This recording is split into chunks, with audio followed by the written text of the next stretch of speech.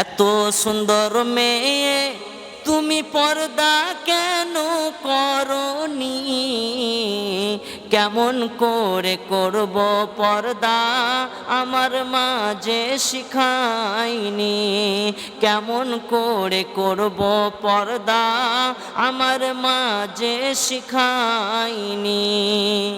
একটা 15-20 বছরের মেয়ে রাস্তা দিয়ে যাচ্ছে, একটা মহিলা মানুষ মৌলানা ধরেছে, এই তুমি পর্দা কেন করনি? পর্দা কেমন করে করব? আমার মা তো আমাকে শিখায়নি। কেমন কথা, তোর মা তোকে পর্দা শিখায়নি? কিভাবে পর্দা করবি? মেয়েটি তখন বলছে, 7 বছর হইল যখন, 7 বছর হইল যখন মায়ের পিছু ঘুরলাম তখন কেমন করে করব পর্দা আমার মাঝে শিখায়নি। কেমন করে করব পর্দা আমার আব্বা যে শিখায়নি। যখন আমার 7 বছর বয়স তখন মায়ের পিছু পিছু আমি ঘুরেছি। কেমন করে করব পর্দা? আমার মা তো আমাকে শিখায়নি। তোর মা তোকে কেন পর্দা করতে শিখালো না?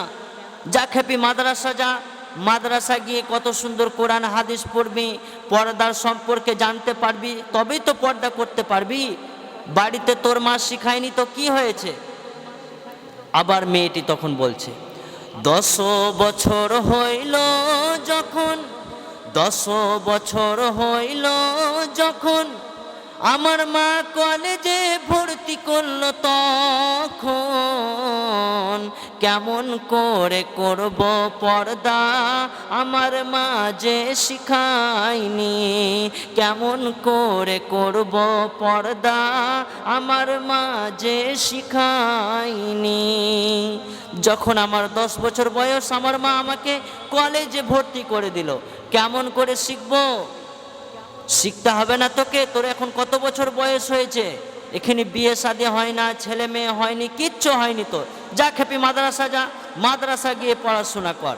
মেয়েটি তখন আবার বলছে, 15 বছর হইল যখন, 15 বছর হইল যখন আমার মায়ের কথা শুনলাম তখন কেমন করে করব পর্দা আমার মাঝে শিখায়নি।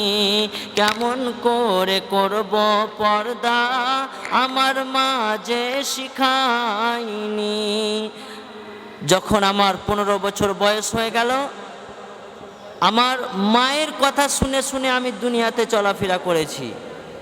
আমার মায়ের কথা শুনে শুনে আমি দুনিয়াতে চলাফেরা করেছি। কি করে শিখবো আর পড়াশোনা? আমি তো কোরআনটাও ঠিক মতো পড়তে পারি না। কোরআনটাও তুমি পড়তে জানো না, তাহলে পর্দা করবে কেমন করে? পর্দার কতটা গুরুত্ব তুমি জানো না? একজন পুলিশ অফিসারের মা ইন্তিকাল করেছেন। মা মারা যাবার পরে ছেলেটি এত বেশি কান্না করেছে, এত বেশি রুনাজারি করেছে, এত বেশি কান্না করেছে। সে জানাজার নামাজ শেষ করার পরে ওই মুক্তাদিকে ডেকে বলে, ইমাম সাহেব, ইমাম সাহেব বলে, আপনি কান্না করেন কেন? তখন ছেলেটি বলছে, ইমাম সাহেব, আমি কান্না করেছি কেন? আমার মা মারা গেছে, এই জন্য আমি কান্না করিনি। আমার মা দুনিয়া ছেড়ে চলে গেল, এই জন্যে আমি কান্না করিনি। তাহলে তুমি কান্না করলে কেন? তখন ছেলেটি বলছে, ইমাম সাহেব, আমার মা দুনিয়া ছেড়ে চলে গেল, আমার কোনো আফসোস নাই, কিন্তু আমি তো আজকে ডক্টর হয়ে গেছি, আমি মাস্টার হয়ে গেছি, আমি কত ডিগ্রি অর্জন করেছি, কিন্তু আজকে আমার মা দুনিয়া ছেড়ে চলে গেল। আমার মা দুনিয়া ছেড়ে চলে গেল, আমার মাকে কি বলে দোয়া দেব? যে কোনো দোয়া দিলে আমার মাকে আল্লাহ রাব্বুল আলামিন জান্নাতবাসী করবে, আমি সেই দোয়াটাও আজ পর্যন্ত আমি শিখতে পারলাম না। এ আফসোসে আমার কলিজা ফেটে যাচ্ছে। আমার মা আমাকে কত না ভালোবেসেছে, আজকে আমি এমন মায়ের কপাল পুরা সন্তান, আমার মায়ের জন্য আমি কিছুই করতে পারলাম না। তাহলে ভাইজান, শিক্ষার কত গুরুত্ব, আপনাকে শিখতে হবে। শিক্ষা অর্জন যদি আপনি করতে পারতেন, তাহলে আপনি পর্দাও করতে পারবেন।